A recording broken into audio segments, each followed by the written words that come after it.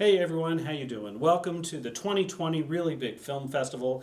I'm Mr. Chidel, Director of Cinematic Arts, and I'm coming to you from the film room here at MSA, which just isn't the same without you.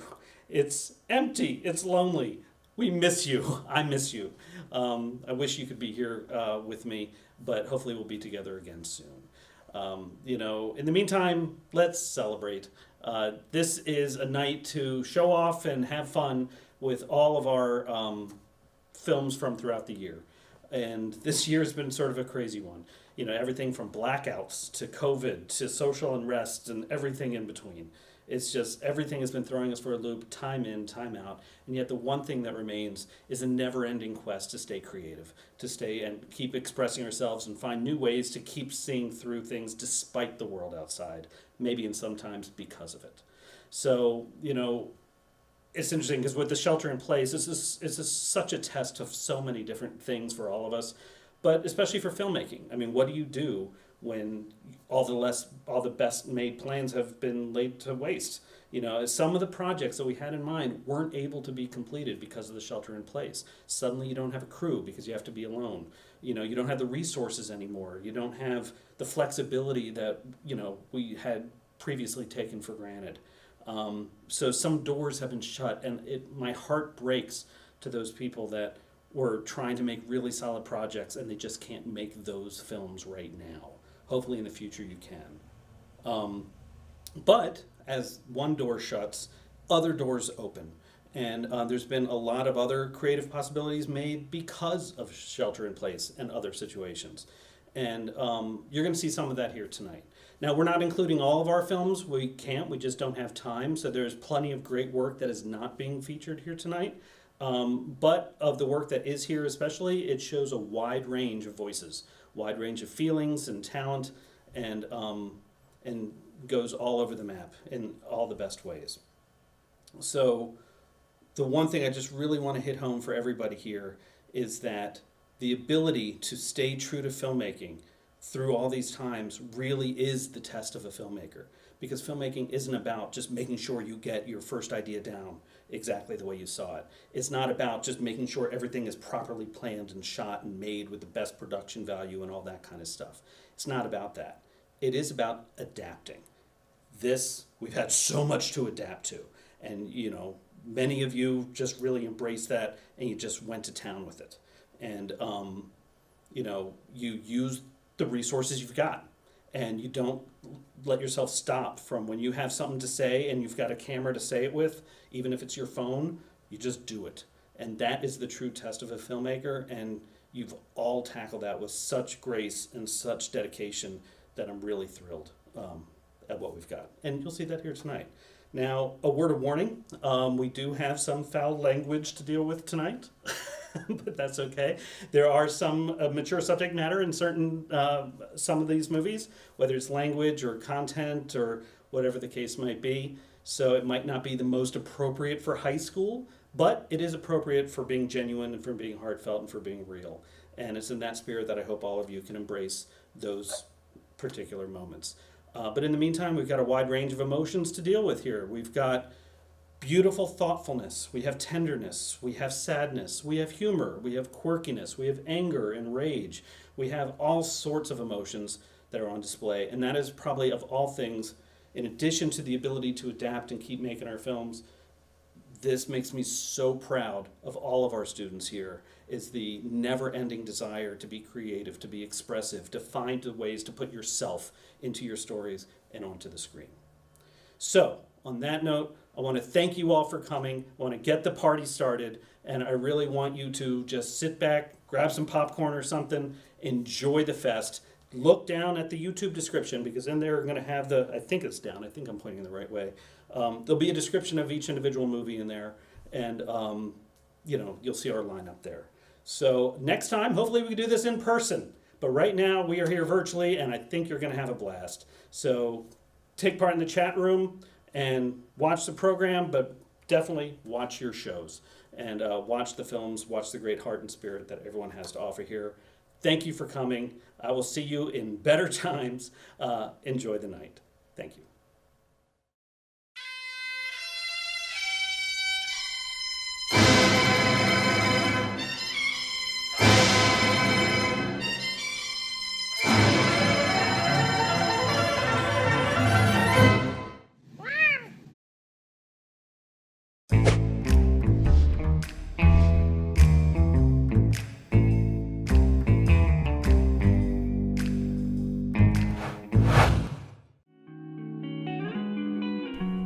dreams have been scaring me lately. They used to be vivid and entertaining, but lately, they've just been giving me all these frightening ideas about who I am, and it makes me wonder if I'm a bad person.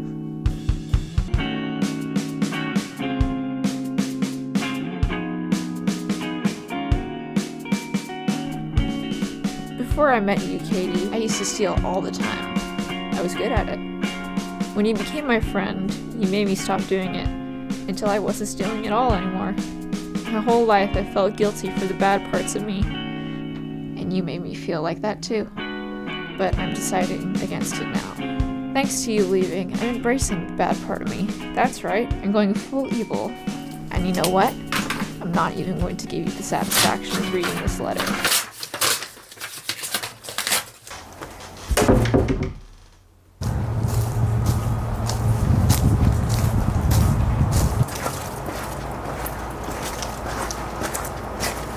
So, where did you say you got this again?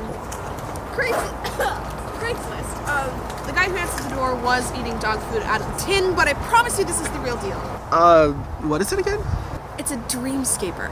It lets you re-access your dreams from the first person. You can change them, look at them differently. It may look like an ordinary fish, but I promise you it's so much more. Awesome. Well, I'm sure it'll work great. Before we begin, let us do our daily incantations.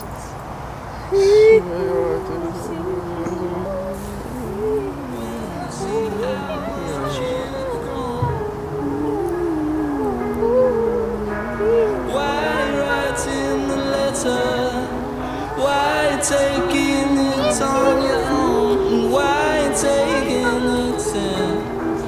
Why making it so hard?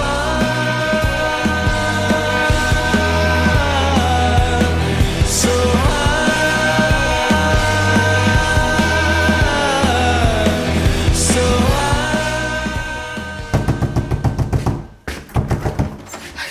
Please, you have to help me. This magic group is chasing me for this fish. What fish? Fuck. Oh, shit. What did you do?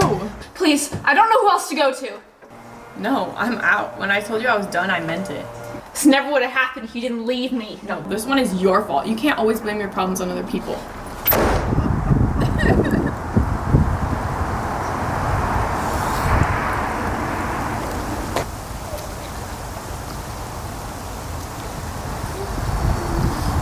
It's her! Get her! It's not working! Just punch me.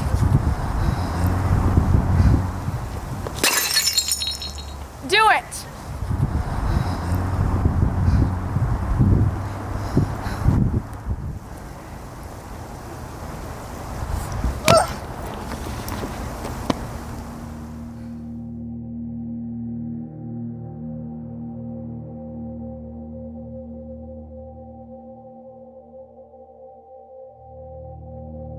You're bad, evil, and you need to embrace it already. You've felt guilty for too long. You need revenge. Katie did this to you. Katie made you this way. I used to think that, but I'm not so sure anymore. She took your chance of happiness away with her, but you can get it back by taking the only thing that she has that can't be replaced. What do you mean? Kill her. What's going on? Where are we? Do it. You're rotten to the core, and you know I'm telling the truth. I'm not sure You're angry. All this anger has been pent up and building in you for some time. Do it now. Do it. What are you doing? Yes. Stop! Yes. No. Ah! You!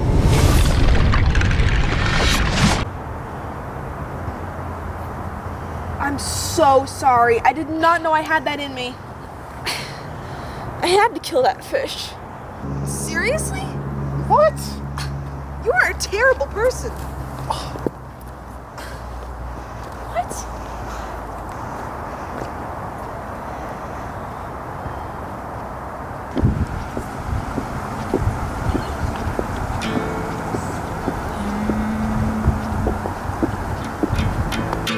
Hey there, I'm gonna write you this letter, make myself feel better for making you cry. And I don't know if I'm gonna send it or how I'm gonna end it. Gonna give it a try. Wish that I never made that.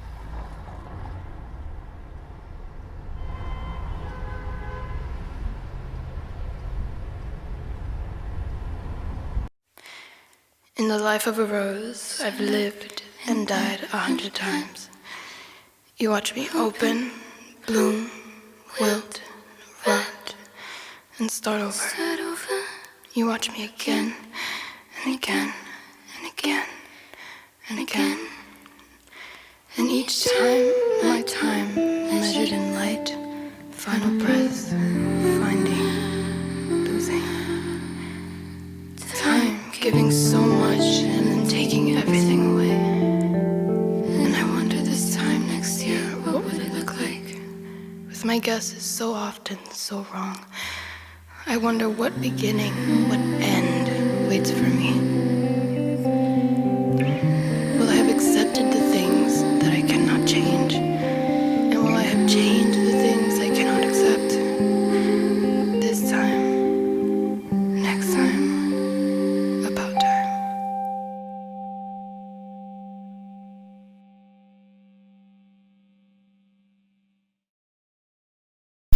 Hello, my name is I am approximately 5,000 years old, and I am the sole creator of everything you are looking at right now.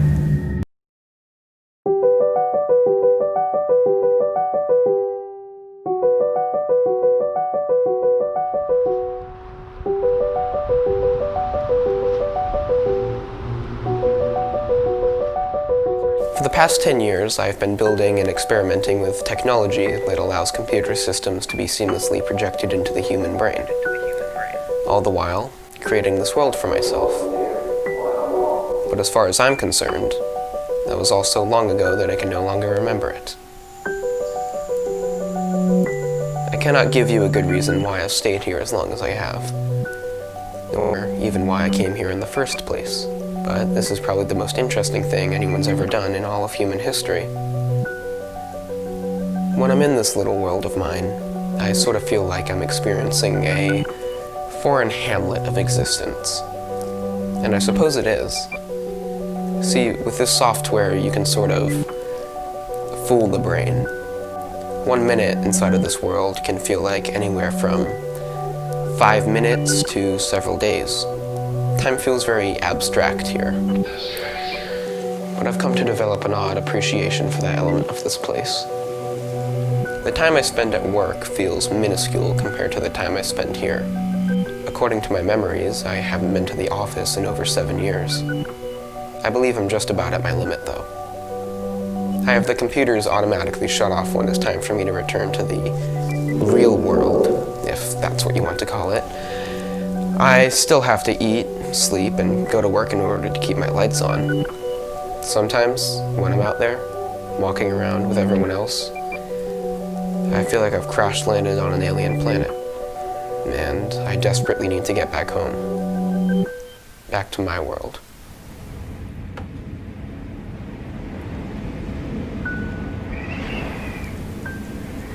I'm aware I could easily sell my technology for hundreds of millions of dollars and never have to work again. But when you've done the things that I have, being wealthy just sounds uninteresting. Plus, I think it's healthy to be forced out of my world every now and again, even if it's just for a few hours at a time. I have been approached on multiple occasions by several large tech conglomerates, which I will not name, and I'm refusing to reveal my identity, as I don't want any more attempting to seek me in my work. I started incorporating visits to my world into my schedule about 2 years ago, and in that time, I've been able to do more than anyone in human history ever has. Any book I want to read, anything I want to make, any sight I want to see. My freedom is nearly limitless. It was amazing for a while, but eventually, like with all things, I became bored. I decided that in order to feel fulfilled and content, I must give myself purpose. So, in all my free time, I set about constructing this town. Every tree you see, I planted. Every brick, I laid. I modeled this place after my childhood hometown. Since all the overpopulation and whatnot, it's sort of fallen down the gutter. I wanted to go back and remember what it was like to live there. I've had to go mostly off of memory, but I'll occasionally turn to some old photos and satellite data for assistance. And I do take some creative liberties here and there.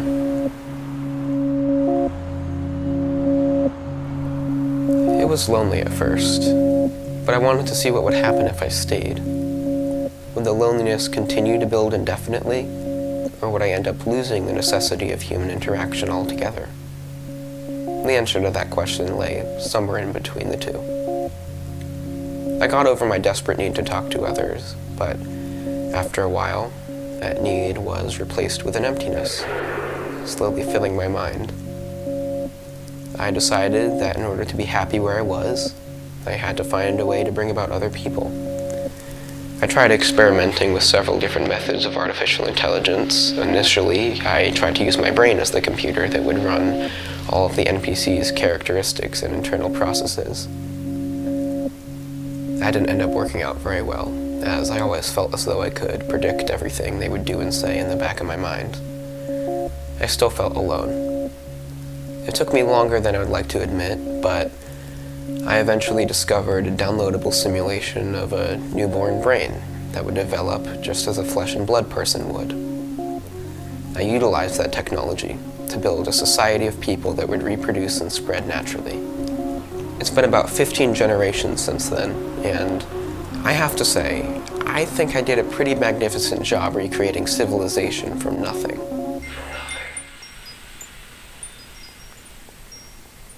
I know I can leave at any time.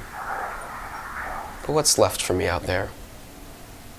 I suppose this is a bit like Plato's allegory of the cave. Prisoners sit captive in a dark cave, only able to see the shadows cast on the wall before them by an unseen fire. To the prisoners, the shadows are their reality. One day, one of the prisoners escapes and gets the chance to view the outside world. But the sunlight in the outside is too blinding for the prisoner. So, does he stay outside and adjust himself to the light, or does he return to the comforting reality of the cave? This place is my cave. I've lived far longer than any human is meant to. My brain can barely recall anything from before I started spending time here. I don't have that much memory available. I have to refer to a folder I made, filled with all the information on who I am, who I was. I think, when it comes down to it, I'm here because I'm scared. I'm really scared. I'm scared of the void that we will all inevitably end up in. I'm scared that when I get there, nobody will be waiting to tell me that I made it. I'm scared that even I won't know when I've made it. I'm scared that I will lose the privilege to be I.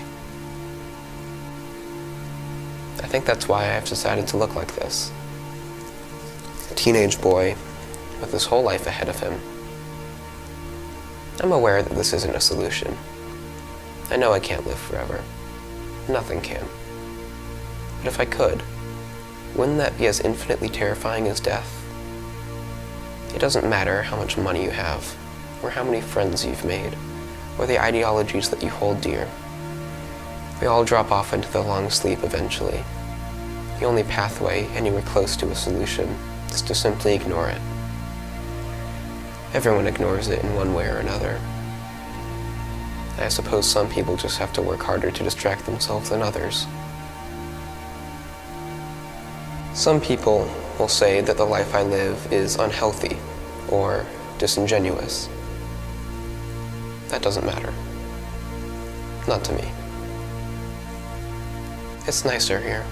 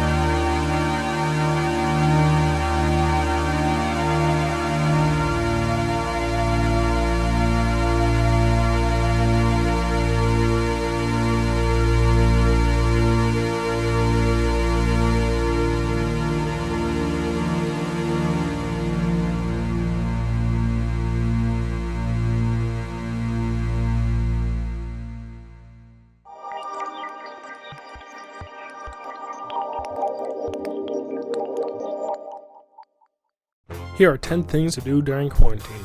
Number 1, sleep. Number 2, wake up later. Number 3, binge watch your favorite TV show. Number 4, text your friends. Number 5, work out. Number 6, go to the movies. Oh right, won't do. Number 6, try cooking, you suck. Number 6, order takeout, they're not open. Number 6, play with your cats. There we go. Number 7, go to the store, quarantine. Number 7, binge watch your favorite TV show, you've already done that. Number 7, try a new show, it sucks. Number 7, practice card tricks. There we go. Number 8, stare longingly into the outside. Number 9, play with Legos. And finally, number 10, take a shower, because you got nothing better to do. This has been 10 things to do during quarantine. Hope you enjoy.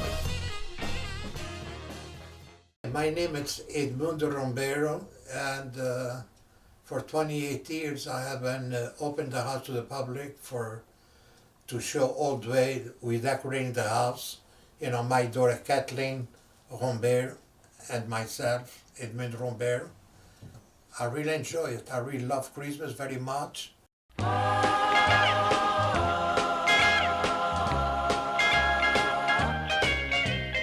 Rocking around the Christmas tree at the Christmas party hop. So the Christmas house started 28 years ago this year, and it's grown so much.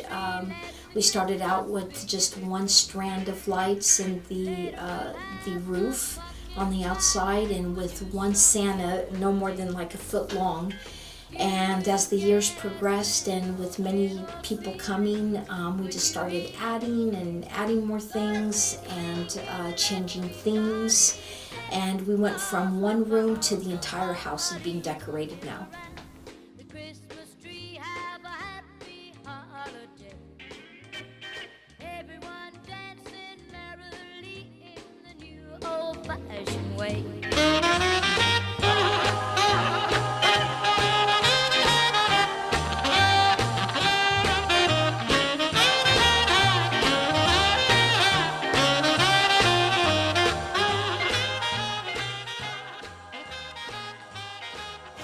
Train room with everything's going and dazzling.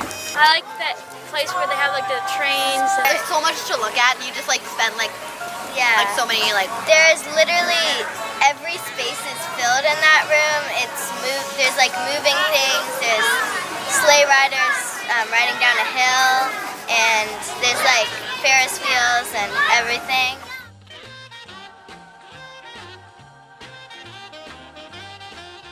You know what keeps me coming back is the generosity of these people, that they would open their house, decorate, and spend hours and hours doing this for the community. I just think it's the most marvelous thing. I think they're the most generous people around. It was just like really like magical, like it like transformed you. That it kind of melted my Grinchy heart.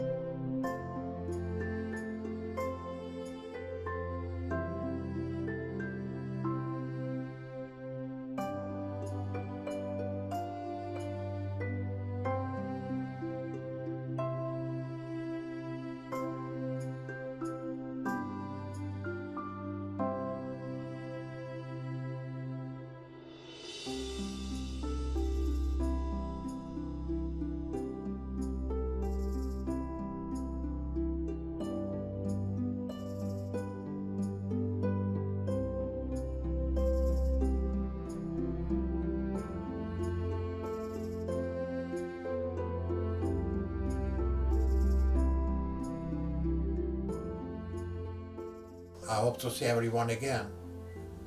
You know, thank you. Have a nice evening and Merry Christmas.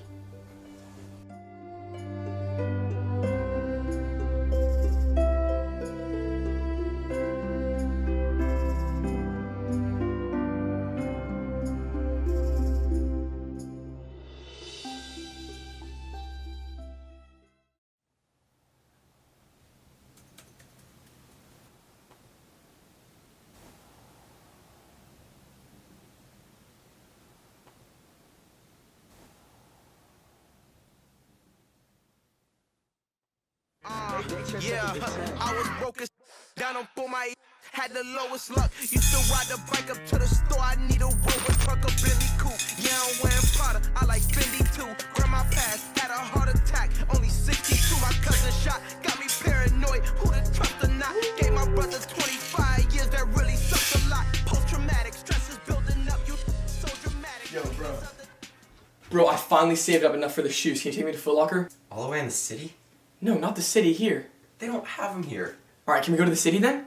No, that's way too far. Fine, I'll go myself. Stop! Where are you going? Better not be taking the car. I'm not taking the car.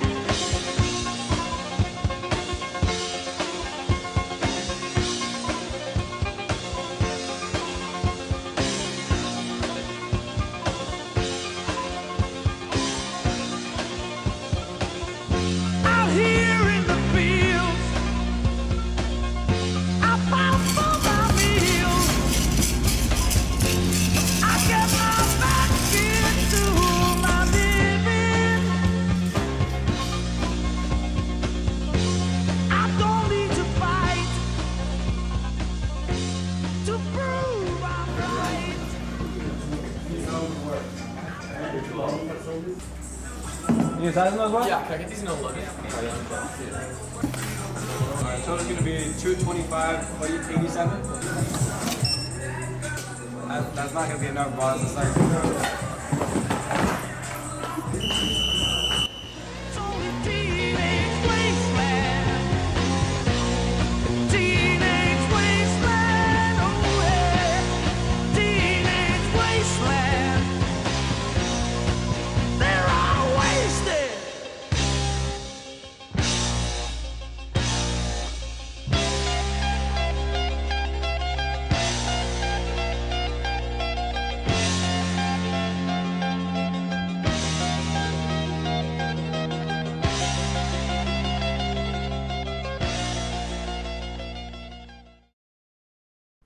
I'll try to reach my goals, but I can't seem to get behind it.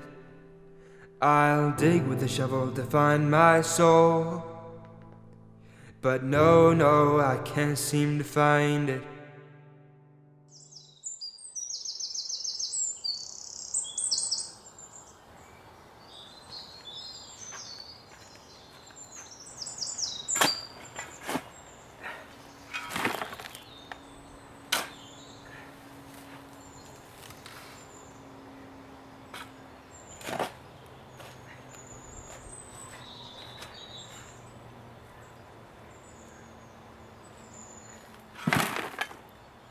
And I've lost my soul from head to toe, and I'll walk back home. I'll shower alone, and I'll think about how I want to live my life.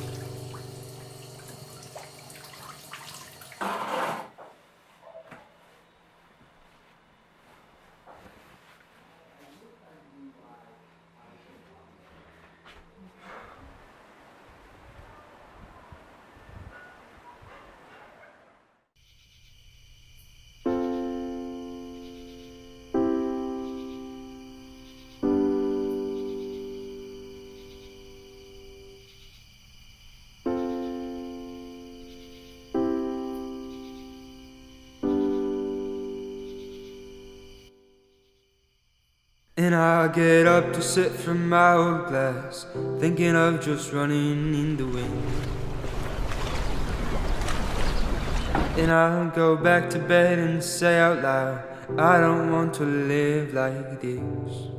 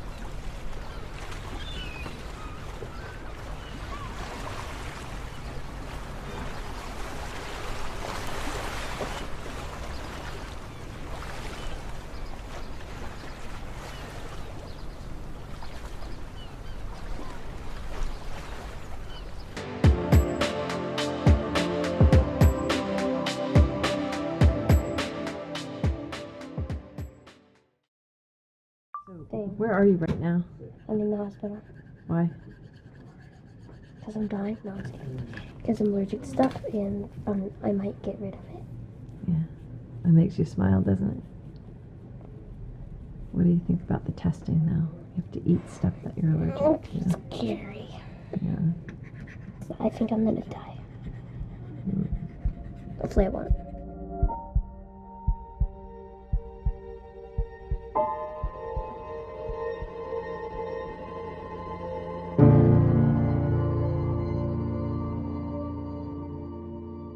And it all started on Halloween in 2014. He almost passed out before he made it back to the bed. And when he got into the bed, he said he wanted to fall asleep, which was very concerning to the staff. And at that point, they called the code white. Hi, my name is Kristen Geller, and I'm Josh's mom. One day, a friend of mine told me that she read something in the Wall Street Journal about a food study that Stanford Hospital was doing for food allergies. And she suggested that I read the article. So I read the article and I went straight to the Stanford website and I watched a video, and it was a young girl who had multiple food allergies, and after going through their multiple food allergy study, she was able to eat everything she was previously allergic to. And that just blew my mind, and I knew right away that we had to give it a try. Maybe up to 6 months later, they called us and said they were starting a multi-allergen study and asked us when we could come in and start the process of the food challenges to measure how allergic the patient is to the allergen. So when we first arrived at the hospital, it was a very relaxed setting and everybody was super friendly. All the nurses and technicians were very good with kids and really easy to be around. Going in for the food challenges was not easy. Everything was explained to us very well, and Josh was there for all the explanations, so he knew what was going to happen. It was a double-blind study, so they mixed one of the allergens or a placebo into some applesauce, and Josh would have to rub that on his lips, and they would observe him, and then he would have to eat a little bit of it, and then they would observe him, and they would look for a measurable reaction. So he actually had to start having a reaction to the food before they would treat him for the reaction. And it was kind of scary. When he ate something that he was allergic to, he did not feel well. It was hard to watch. How do you feel now? No, can't talk. But every time I give him the option to continue or not continue, and he wanted to keep going. So it was, I'm glad he did. The first couple of times he had reactions, but they weren't very bad reactions. But it was that third appointment where he was given his worst allergen, and that reaction was very strong and it happened very quickly, and they weren't able to get it under control as fast as they would have liked. So they went through their protocols and gave him prednisone for the hives that had developed all over his body, and also his bronchial tubes were starting to constrict, and so he was on breathing treatment, and it wasn't helping. So they gave him his first shot of epinephrine, which usually is like a magic wand and just gets rid of all of the symptoms from the allergic reaction. But this time we didn't see any change, and so they had to give him a second shot of epinephrine, and that one showed some improvement and he started to look better. In fact, he wanted to get up and go use the restroom, and he was allowed to go do that. However, on his way back from the restroom, I think his blood pressure went down and he almost passed out before he made it back to the bed. And when he got into the bed, he said he wanted to fall asleep, which was very concerning to the staff. And at that point, they called the code white, and about 20 people rushed in, and they had to give him a third shot of epinephrine, and then they called the Children's Hospital to come get him. So we got our first ambulance ride over to Children's Hospital and spent the next 4 hours over there being observed. Nothing else happened, so we were able to go home that night, which was nice. We continued on with the food allergy challenges, and they said he could do something called the follow group, which was even better for us because he wouldn't be in a double-blind study where he'd be possibly given placebo and then have to do food challenges along the way. Instead, what they did was they just had us come in for regular appointments and do blood draws and skin tests and follow a child with multiple food allergens over the same period as the study to see if any significant changes occurred. And what they really wanted was his blood, because they used to call it liquid gold, because all the studies they did on the blood was how they learned about how the cells reacted to the allergens and trying out new and different things. And every time it was getting his skin pricked for local reactions, which were very itchy, and getting blood draws, and that means like several vials of blood each time. So I don't think any kid makes it through that study and still has a fear of needles. They get very used to it. They had figured out that an asthma drug called Xolair would speed up the process of becoming desensitized to foods because it inhibits the histamine response on a cellular level and trains the cells not to react to the proteins. So to use that drug, they had to give Josh 2 shots simultaneously in the back of his arms. So it was not his favorite thing.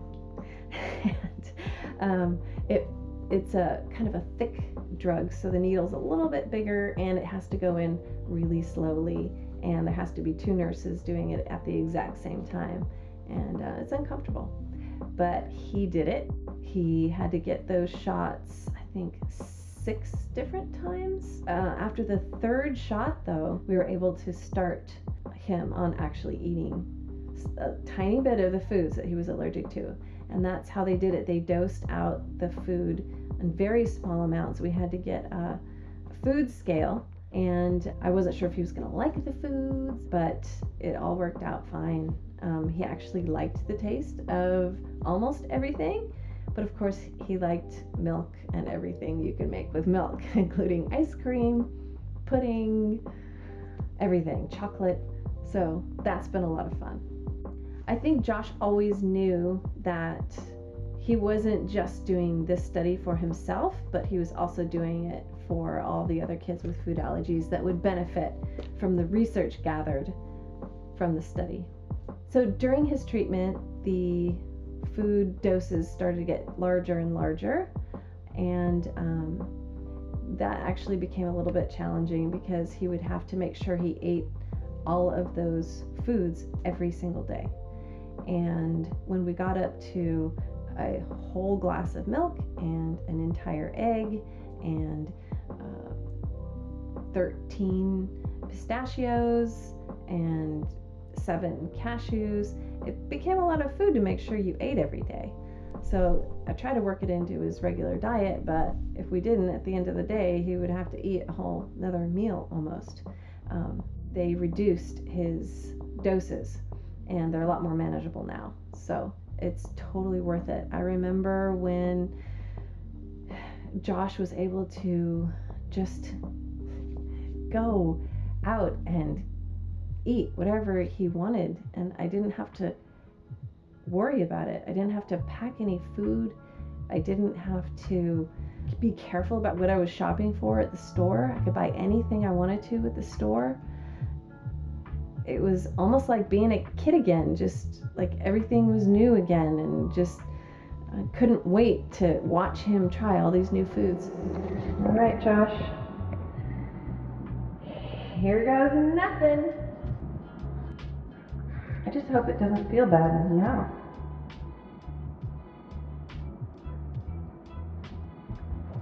How does it feel in your mouth? Not like before? I have survived. Josh is going to eat egg for the first time. Go ahead.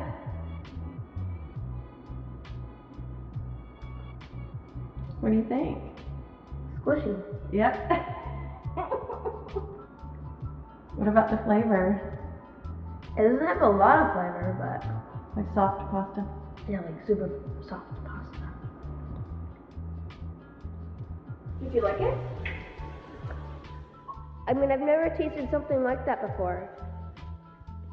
I should be having a reaction though. I feel like it should. Okay. All right, what's on your plate? Cashew and salmon. What are you going to eat first? Should it be the cashew? Do the cashew first. Okay, yeah. What is it? I'm so scared. I almost died last time I ate this. Okay. Just take a little bit.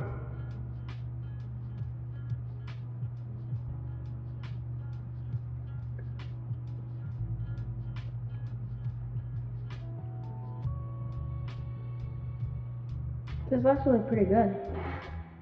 All done? Yeah. And just being able to cook with milk and egg and not worry is just amazing. Not having to clean the cutting board because milk might have touched it or egg might have touched it from something else. Okay, so I'm making Joshua's egg doses, 1/8 of an egg that he has to eat for the next 2 weeks. And I'm realizing that I keep thinking in my mind, oh, that touched egg, so I've got to wash that. And then I have egg on my hands, so I shouldn't touch that until I've washed my hands. But then I thought, I'm actually making this stuff for Josh, so I don't have to worry so much anymore about what I'm touching or what needs to be washed right away. And it's just a really cool feeling. So we're very excited. Thank you, Stanford. We just, pretty much all of us ate the same thing. I didn't want to have to make 2 meals every time. Plus, it was a lot healthier sometimes to eat the way Josh needed to eat. But anytime we had to go out to dinner, I had to pack extra food for him. Anytime he went on a play date, I had to pack extra food for him. Just sending him to school was frightening because not everybody understands food allergies. Not everybody's food allergies are the same. And I think that adds to the confusion. I was also grateful that we had, a small group of friends and family that were on this journey with us, helping us keep him safe and not having to worry about him constantly I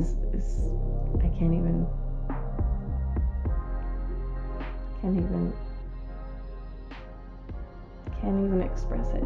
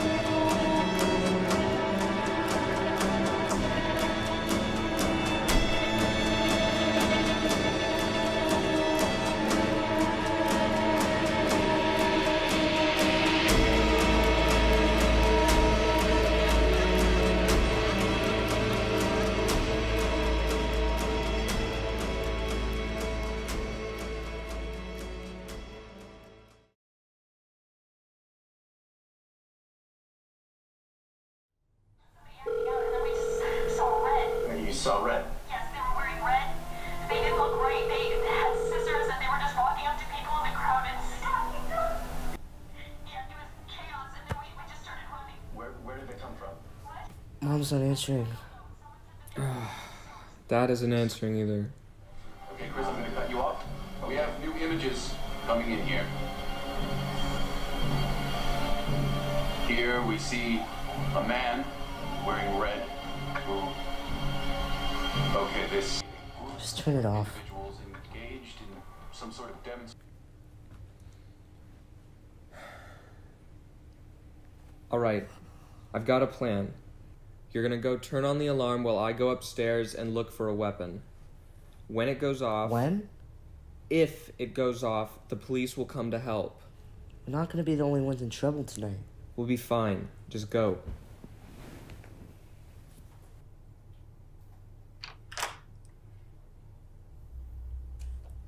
Colin, get up. We have to hurry.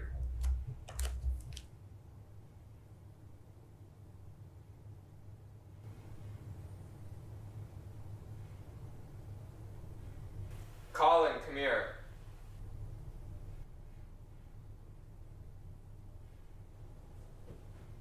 Look. Holy... It's them. It's the people from the TV. Hurry, go.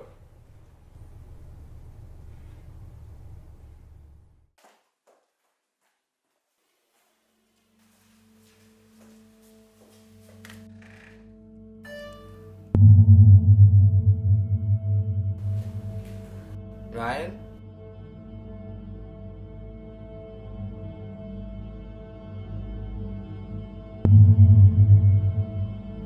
Ryan? Ryan? Ryan?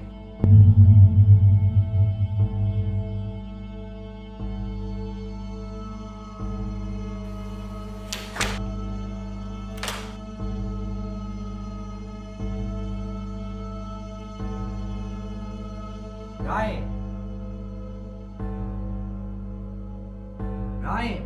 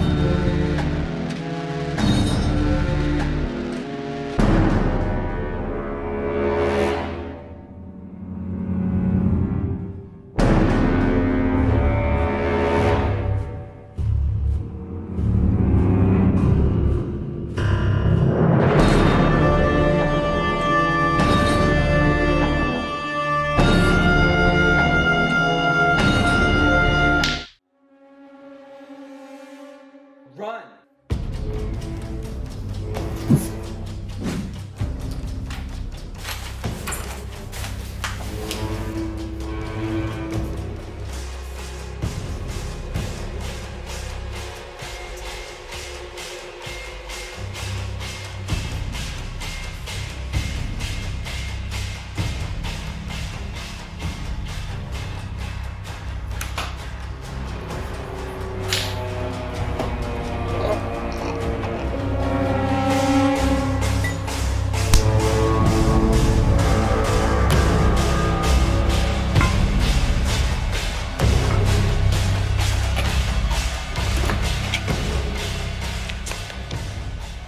Ryan.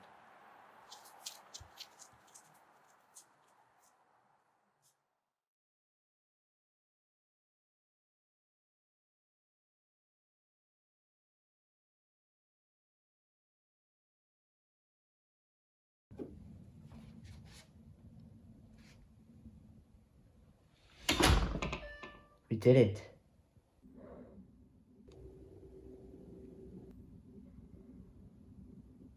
We won. Ryan, look out!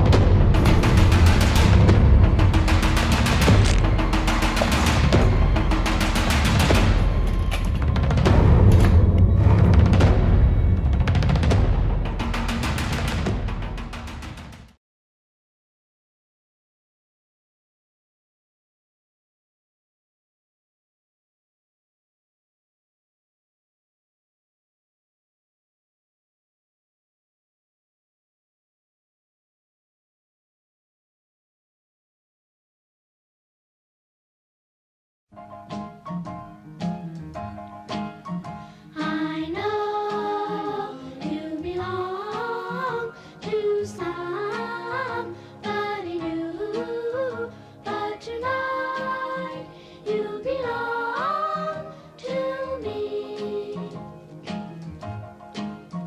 Although we're apart, you're part of my heart, and tonight you belong to me.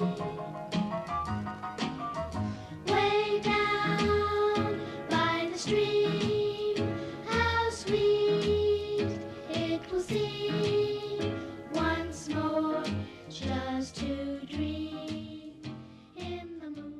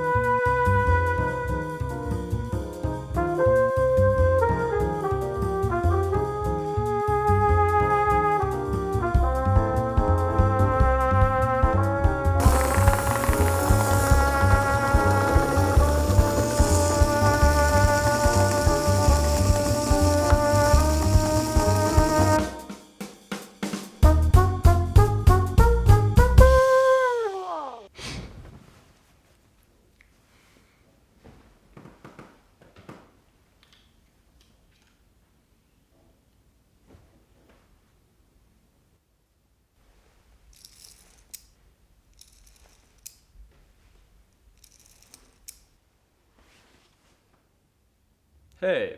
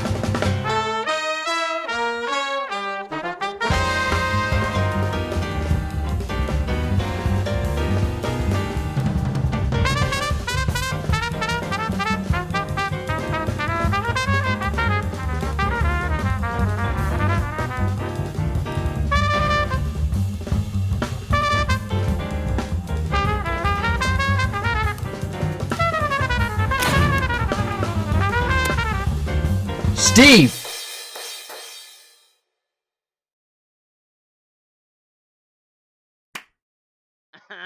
Come on, man. That's like the third time this week. I know. I'm sorry. And it's only Tuesday. Man. I'm sorry, dude. Jesus Christ. Here. Well, let me go grab another one. I'll be right back.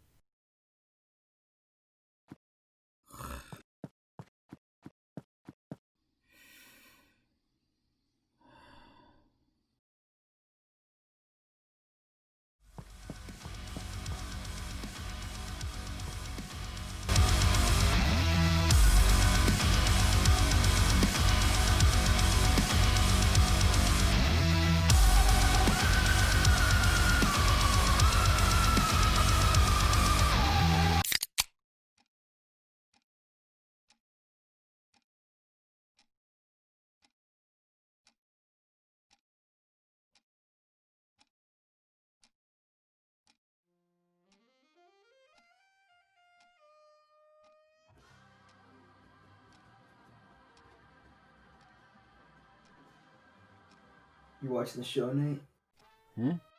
Oh, yeah. Nice.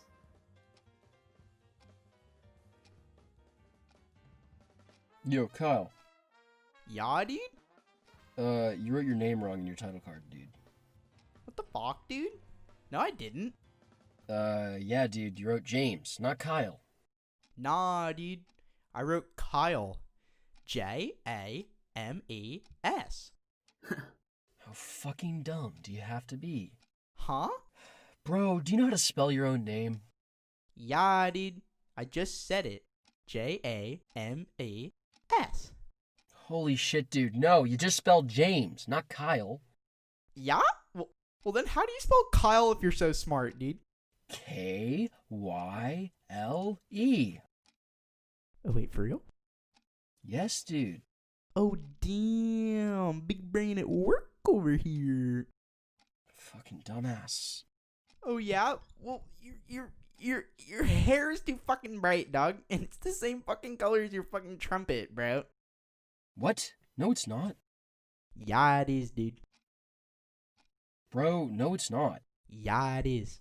You know what? Fine. I'll darken my hair if you do your title card correctly.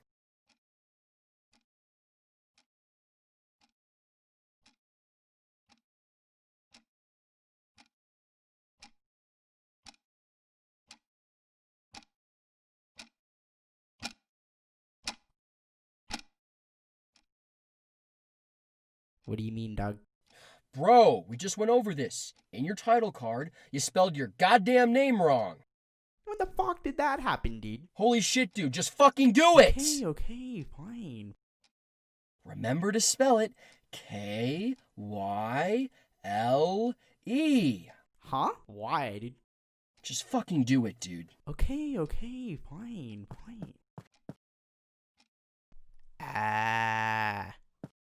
Wow. Well, I tried, dude, man, brah. Wait, Kyle? Just go back and just stand still. Alright, dog, sure, dude. Oh, wait, fuck, wrong album.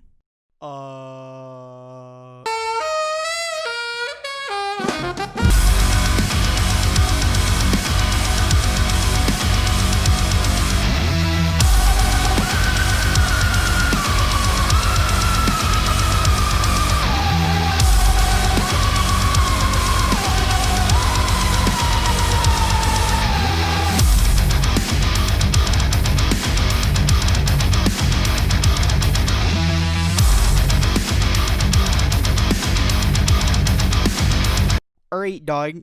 Now change your stupid ass fucking hair so it doesn't hurt to look at your fucking head, dude.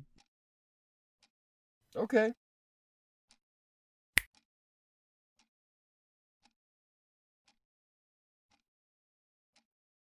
Whoa.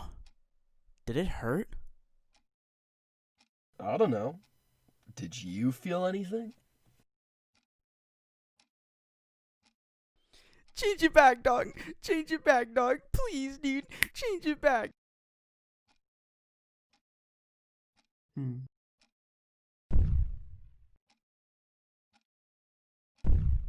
Yo, you guys hear that?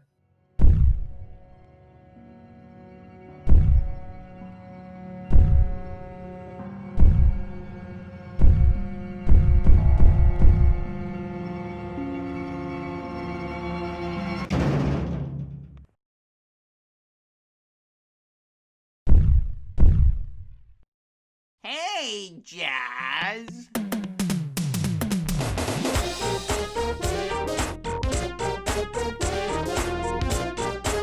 Oh, get the fuck out! Colin, hey, you got why are you got get the hell out of here, you big son of a bitch! God damn it!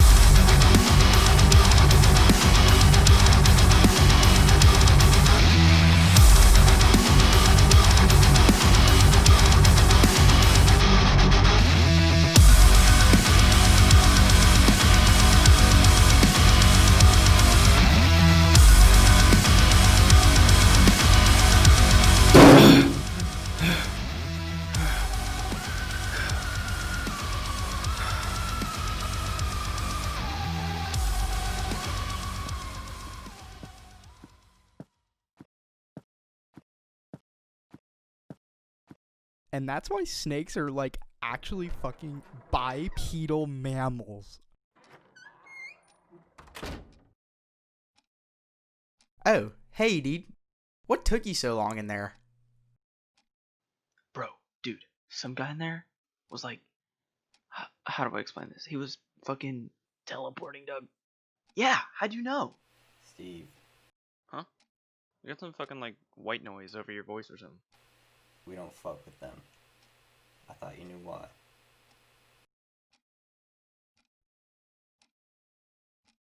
Huh.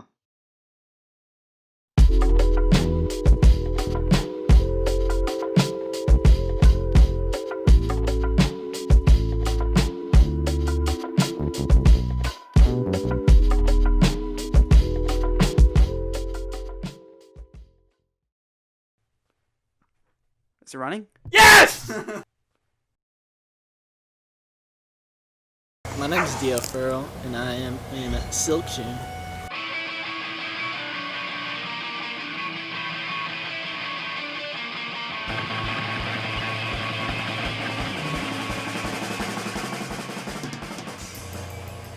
Good? Yeah. Alright, my name's Dio Farrell. My name is Taylor Winterhalter. I'm Rennie Boyd. And I am in Silk June. Silk June? Silk June! Which is experimental punk rock band, pretty much. Do you have any shows coming up or anything you plan? We're trying to find a show at the Phoenix, but not really any luck to that right now, but we're hoping for a show soon.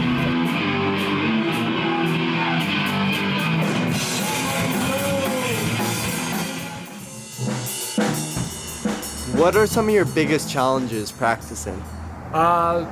Mostly just getting the songs down and making sure we remember them. Even though we wrote most of them, we have a tendency to forget.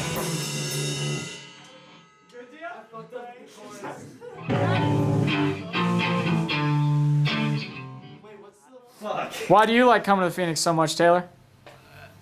I don't know. It's just it's pretty chill, you know. You can just hang out. It's nice, you know. You get away from the whole loudness and just. What do you mean this room's chill? Loud? Yeah, I'm just like, what? This room's fucking loud central, boy. Room in the building. No, but.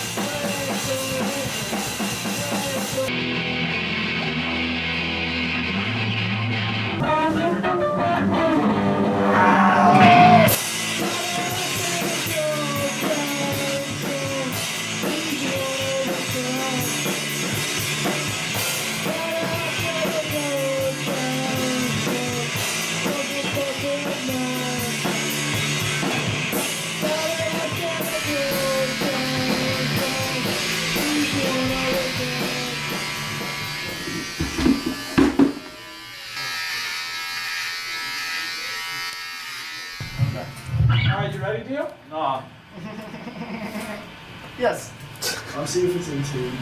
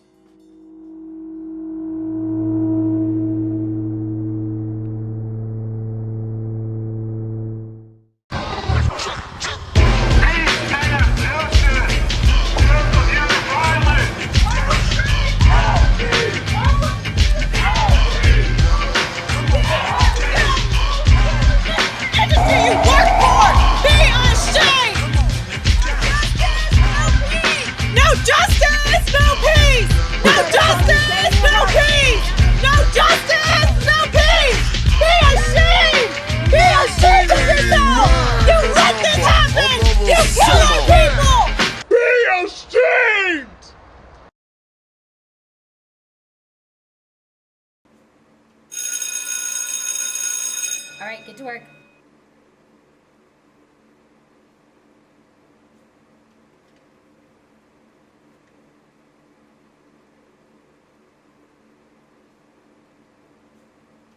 I see all this potential, and I see squandering. Sometimes it feels like they aren't even here.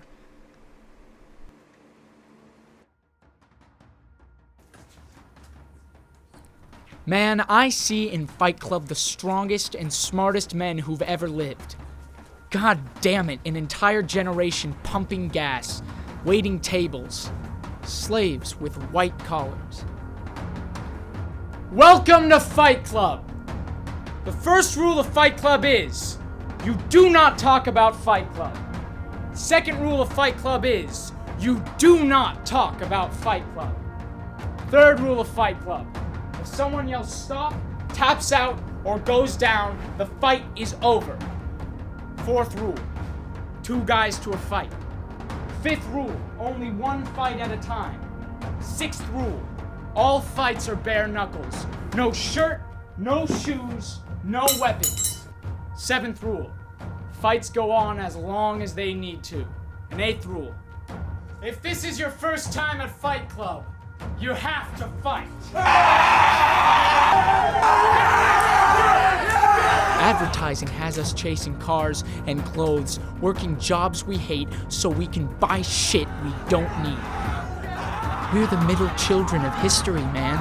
No purpose or place. We have no Great War, no Great Depression. Our Great War's a spiritual war.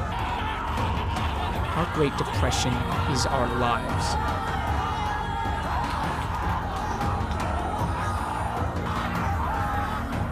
We've all been raised on television to believe that one day we'd all be millionaires and movie gods and rock stars, but we won't. And we're slowly learning that fact.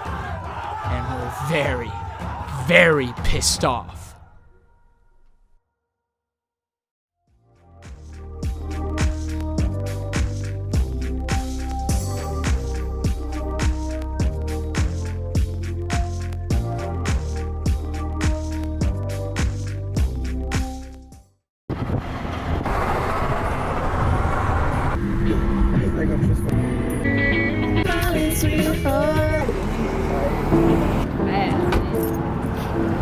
I'm Sophia, I'm 17, I live in Marin.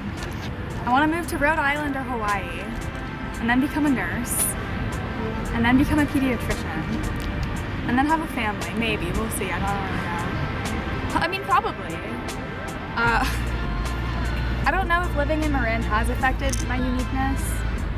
I think wherever you live, you struggle with being unique or just who or what you are. I think I feel different from a lot of the people I'm surrounded by. Like, sometimes people will be talking about something, and I'll just think, like, why are they talking about this?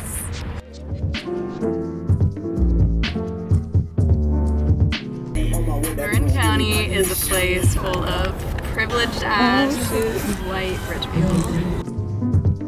There's not a whole lot to do around here, but you can always find things to do with the right people. You actually want it? Yeah, I do.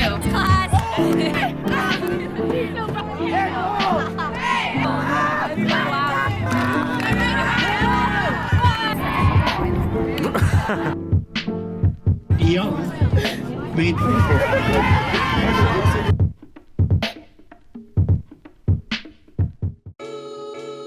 Look at me. I live in Marin because Wait, I gave you the other side. I like it sometimes. It's kind of cool sometimes. Let's get some snaps for that. Thank It's you. kind of cool sometimes. We are in a 1% bubble, and like the rest of the world does not have what you have here in Marin. Hello?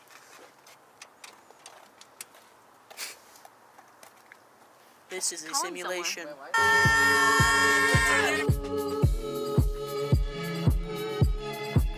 You know, sometimes in life you just gotta ride the wave. Goes in and out. You know, last week we went like this, and now we're cowabunging. Yeah.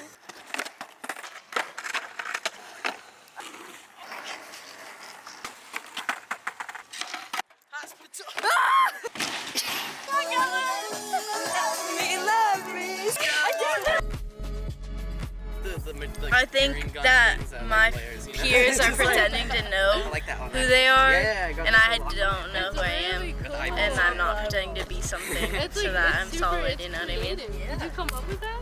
Like, I love getting I'm not solid, and I'm not pretending to be solid. And I feel like a lot of people are in the same boat as me, and a lot of people make a mask and stick to the character. Yeah. Like super deep.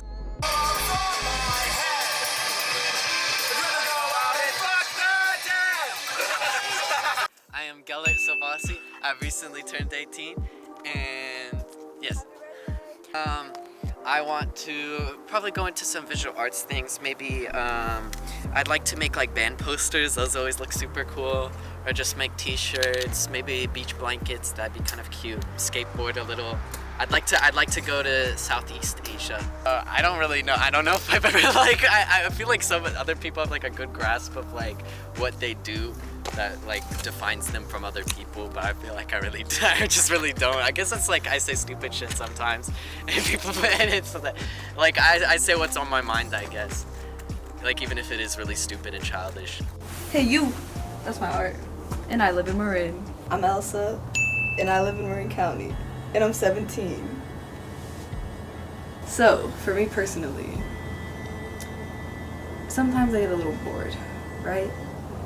And that makes me do some shit, right? My one fear in life is to not be successful. I feel like a lot of people in a Marin are okay with being comfortable. But let me tell you, comfortable is the devil. The devil wants you to be comfortable. Because when you're comfortable, you're not gonna want any new things in your life. But the only way to grow is if you have new things in your life and you're in an uncomfortable state of mind and physically. So for me, constantly I need to be uncomfortable because that allows me to grow, which will allow me to accomplish my dreams and be successful.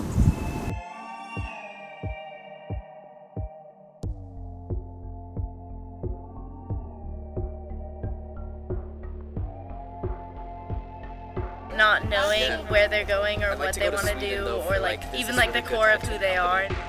Just driving around, like trying to find something to do, you know, like going to like Target and like, or just chilling in a parking lot and be like, hey, what do we do next? Or like getting food like late at night. I don't know if I hate anything about Marin County.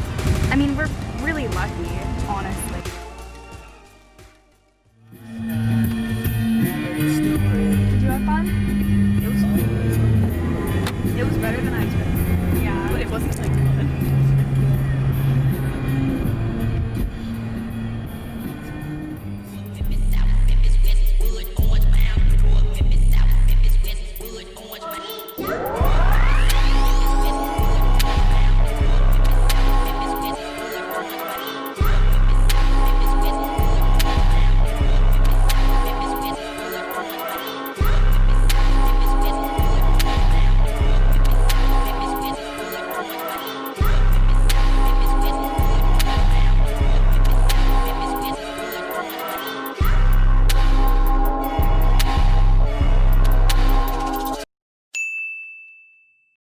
Isabella believed in love. Her family did not, so she wrote them a letter. One day, the postman switched up her mail with heralds. Some say it was destiny. Dear Mother and Father, what if love exists? I know that the core belief of the Church of Strophililism is that we don't believe in love, but how do we know for sure? I want to find out. Isabella. Isabella, love does not exist. Mother and Father. Harold thought this seemed quite important, so he went to return it to Isabella. As soon as she saw him, Isabella knew for sure that love existed. This is Joaquin. When Isabella was born, she and Joaquin were arranged to be life partners by her church. Joaquin and Isabella do not like each other. Joaquin loves flavor-blasted goldfish. Isabella does not. Isabella was so starstruck by this young man, she knew what she needed to do. Dear boy who returned my mail, I think I love you. Let's meet, Isabella. Dear Isabella, I think I love you too, but I'm grounded. My evil stepmom won't even let me play on my Xbox. How shall this work? Harold. Harold, I'm sorry you're grounded. I can't leave because my family forbids me to love. Do you like flavor-blasted goldfish? Isabella. Isabella, I do not. 6 o'clock, I will sneak out. Meet you there? Harold. Yes. 6 o'clock. I can't wait to see you. Isabella. Isabella anxiously awaited all day. Later that night, she and Harold slipped out of their houses and met on the street. Hi. Hi. I think I love you. I love you too. It was nice to meet you. You too. It was love at first sight, the perfect meeting of two star-crossed lovers. Isabella and Harold knew they had to wait for the perfect moment to run away with each other. First, Isabella had some things to take care of.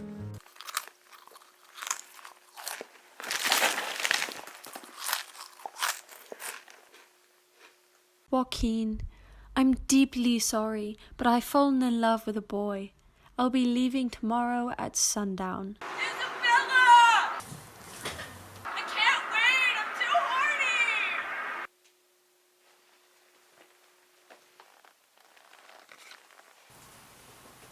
Isabella, who is that boy shouting outside your house? That's Harold. I love him. I'm too horny! Does he like flavor-blasted goldfish? No. Then I'm going to kill him.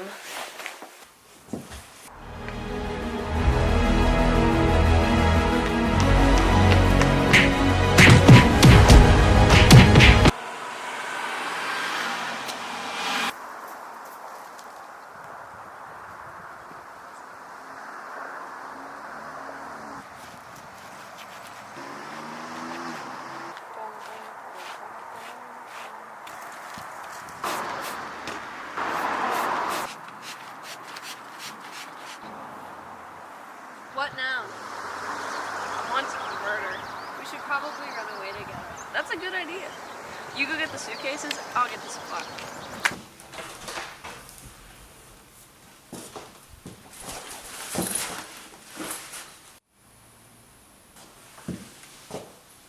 Harold, I'd rather die than have our love be forbidden. Harold, I loved you from the I start. love flavor-blasted goldfish, and I love that I'm supposed to be with Isabella.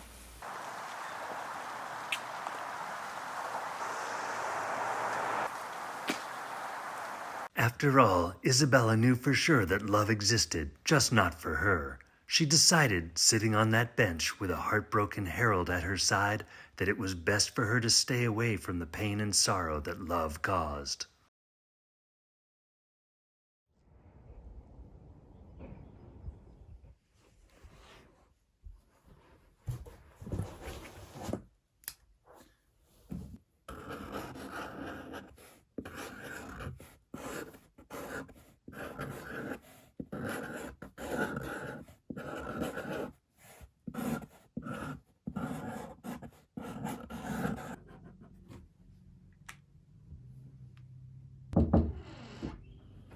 Hey Tay, we're leaving in 15 minutes. You about ready to go?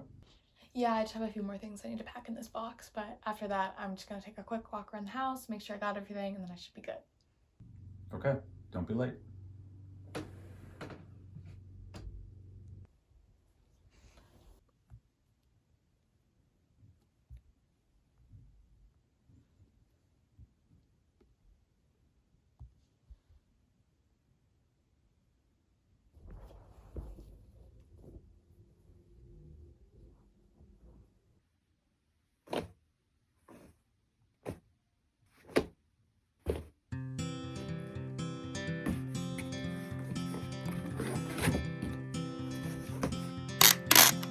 Hold on to me as we go, as we roll down this unfamiliar road. And although this wave is stringing us along, just know you're not alone. I get this one right here, you're in big trouble. I highly doubt that.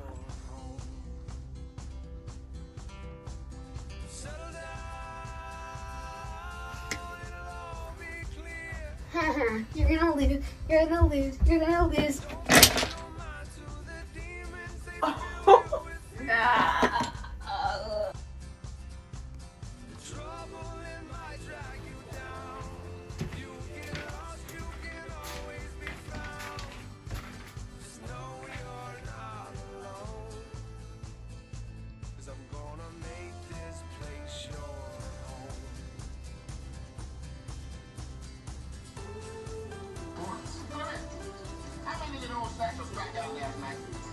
Paige died in 1982. Paige is dead. Died.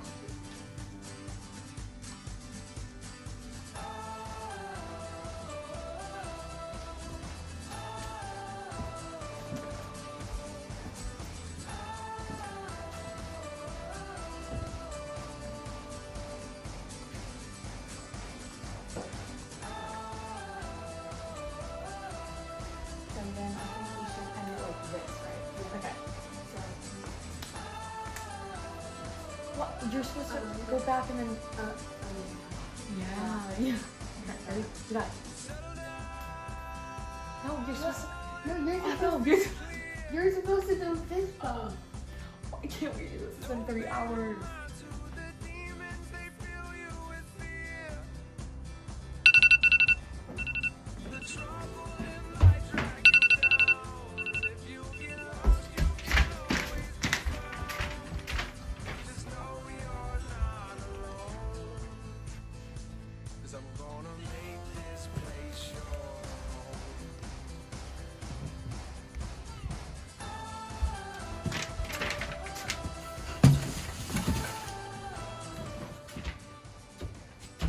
So this is it, huh? I guess so.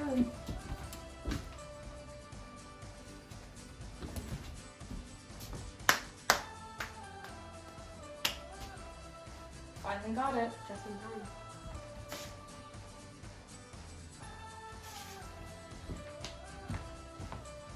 Be a good girl for me, okay?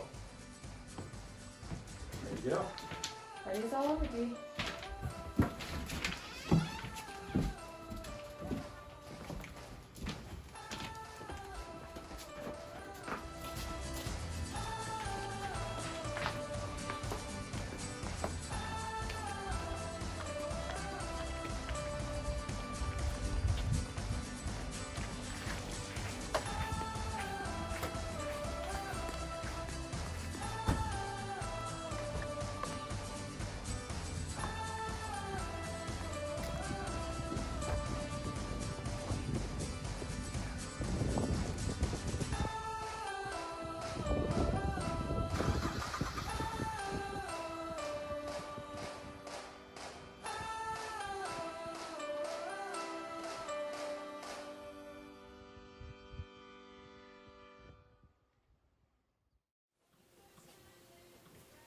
These last 2 months have been some of the hardest months I've ever experienced. Throughout these last 4 years, I've met so many wonderful, incredible people. My friends are my family, and it's been so weird to just take a step back from that. I always saw myself spending these last 3 months of my high school life with my friends, dancing at prom, walking down the field at graduation together, crying, and the last few nights I would ever spend it in and out. And now that's all gone. You know, I want to say that I understand the weight of this situation, and I do for the most part. I understand that it's selfish to get so angry over something as small as prom when there's people dying from this virus. But at the end of the day, I'm just a stupid 17-year-old. I'm angry and I'm sad and I want my old life back. The nights running through empty streets, dancing in vacant parking lots, and waking up and cooking breakfast with my friends. It comes and goes in waves. One day I'll wake up super happy, ready for what the day has to bring. You know, I've been keeping myself busy, sticking to a strict morning and day routine. Wake up, work out, shower, breakfast, work on music, take my dog for a walk, eat dinner, clean, skateboard, and then go to bed. But not every day is like that. Some days I just want to stay in bed, rot while I watch the sunset. I've been using this time to grow, but it's so hard when you've spent the last 4 years learning to grow from others. And I know that this will end eventually and life will go back to normal. I just miss the way things were.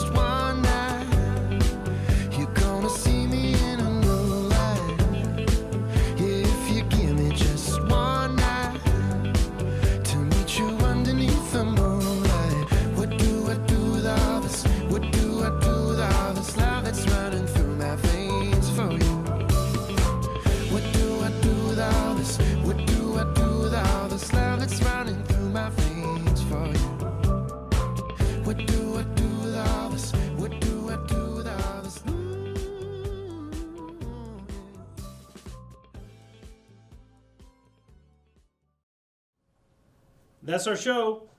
Thank you very much for tuning in. Hope you had a great time. Congratulations, class of 2020. We'll miss you, and I hope to see the rest of you all next year. Thank you. Good night.